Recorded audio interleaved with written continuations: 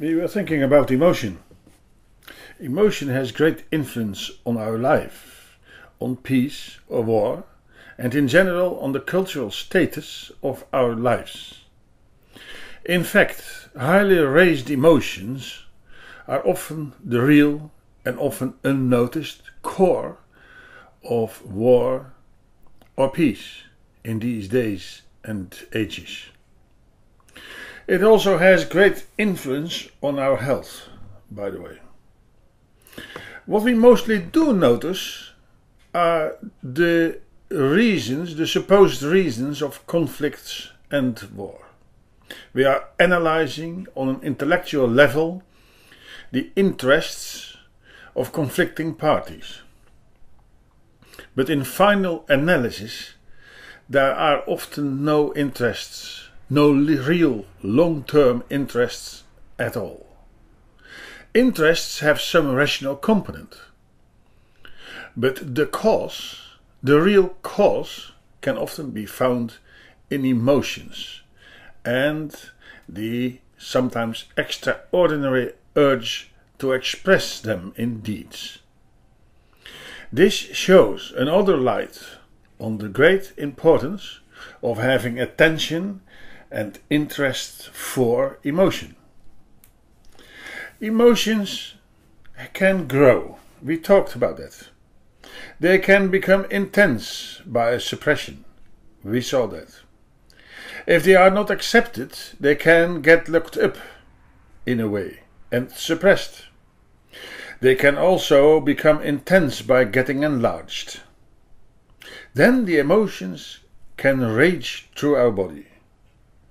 They can become violent. They can even take over our minds. That is some steps further than just thoughts out of emotion. When emotions are enlarged and intensified far enough, they can completely possess us. What does that mean, being possessed? It means that the wise, rational voices within us that serve our benefit are outvoiced, roared down by the loud and screaming voices of outraged emotions. There are only two ways by which this severity of these emotions that are already raised to great altitude can find an end.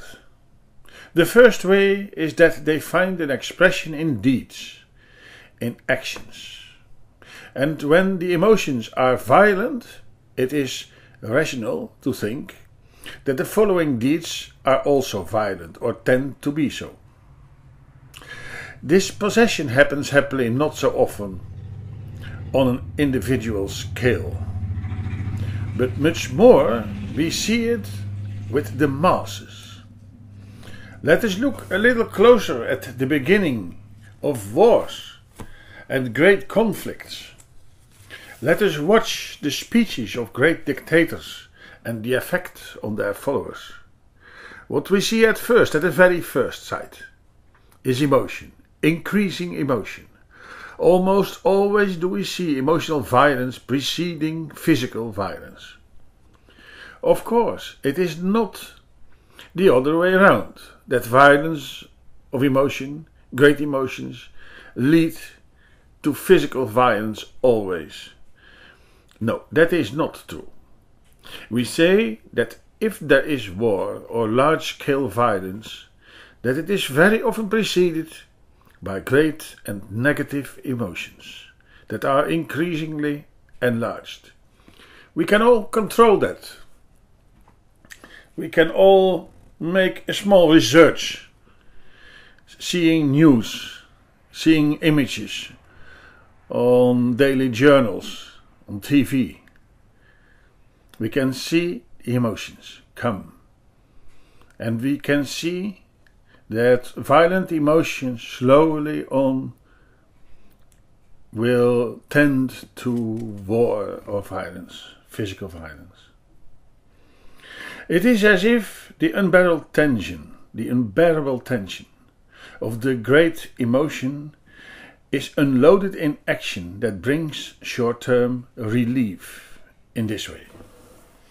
This is one way in which great enlarged emotions can end, seemingly end. In fact, it ends often in something else.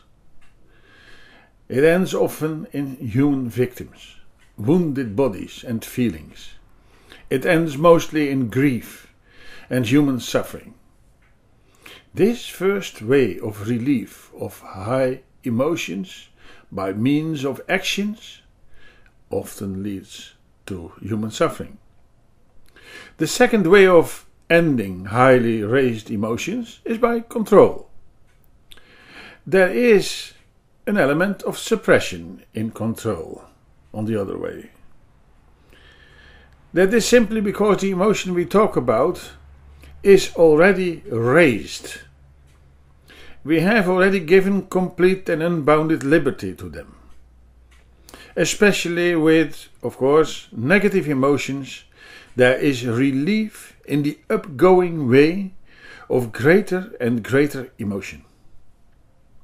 There is relief in the enlargement. And when or if our consciousness warns us for the dangers and the possible suffering of the first way of unloading emotion, we have to compensate this relief by suppression. There is no other way. If we give too much liberty to something, on another time we have to practice suppression. After that suppression, when the mist of great emotions is gone, when the possession is overcome, then the possibility is there again to think about cause and find peace and self-knowledge. It is a possibility that was already there from the beginning. It was there before the emotion was raised further. So we made the distinction between two ways of ending the whole or partly possession of and by emotions. But that only goes about ending. In a deeper sense, emotions ask, besides the acceptance we talked about, besides that they ask fulfillment, which will need our attention later on.